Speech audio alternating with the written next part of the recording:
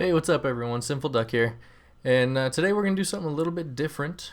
Not only because you get to see my face, but also because I'm going to show you guys a little bit of arena footage today. And just going to take a quick look through a couple of matches. Nothing really that fancy. Just wanted to show you guys something, kind of give you an idea of what my thought process is as I'm going through it. So hopefully this gives you a good idea of kind of how I like to do things and what works for me. So let's get into it. Okay, so here in this match we ended up against double ret, so we didn't want to rush in there and actually end up getting stuck behind a pillar and with 2 ret on somebody. That's just a bad idea. So what we wanted to do is try and draw them out and get them in the open so we could kite a little bit and use our range to our advantage. So that's what we wanted to do. Unfortunately, they didn't want to have any part of it, so they just hid from us. Now, at this point, I fast forward a little bit, but me and Zeromaz decided we got to get them out somehow. So we decided to both kind of circle around the pillar, and we were going to get them out one way or another. So they gave us the good angle there, so we went ahead and got the dots on them. They start going after Zeromaz, and you can see here they start popping some cooldowns. They did a little bit of damage, but not too bad. So I went ahead and got a renew and a prayer amending out here on Zeromaz. I think I bubbled him in there also, but got the prayer mending bouncing. Threw my divine star through the wall just for a little bit of extra damage to keep that up. Right now, once again, they've got their pets on Zeromaz doing a lot of damage, but you know, he's able to hold his own. They're hiding behind the pillar. I see that guy bubble, so I go ahead and drop that real quick. They get me in a stun and go back to Zeromaz again, so I trinket. I get the root off, and Zeromaz fears him out of that. He's back to full, so I'm going to go ahead and actually switch targets.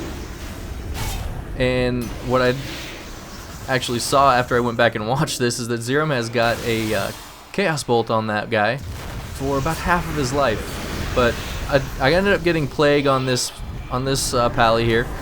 And as soon as I told Zeromaz that I plagued him, he changed targets, came over to that guy with me, went through procs, and got the kill. Alright, so this match is a little bit more of a standard game. We've got an Affliction Lock and a Resto Druid. Zeromaz actually gets to put down his portal here, which I thought was kind of odd that the Druid didn't try and come over and stop that or anything. But we see that the Lock just now started trying to get his, so we run over and stop that. And we decided early on we want to try and just blow up that Warlock. Just keep the CC going on the Druid and see what we can do here. So the Warlock starts putting out dots, and I'm going to go ahead and make sure I keep dots up on him. Looks like for the moment I'm his target. Zeromaz is actually circling around the back here to try and get a fear on the Druid. We get the Warlock low, so I go for a silence and we try and get the kill, but just a little bit late.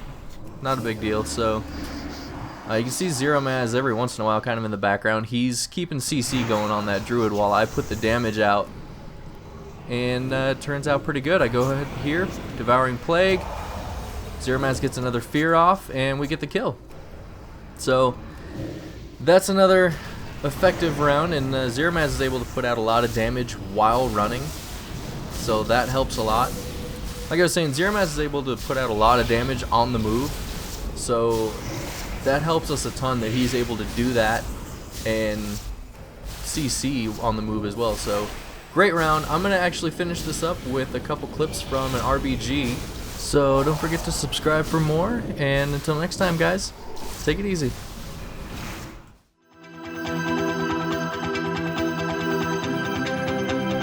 They might be running past us.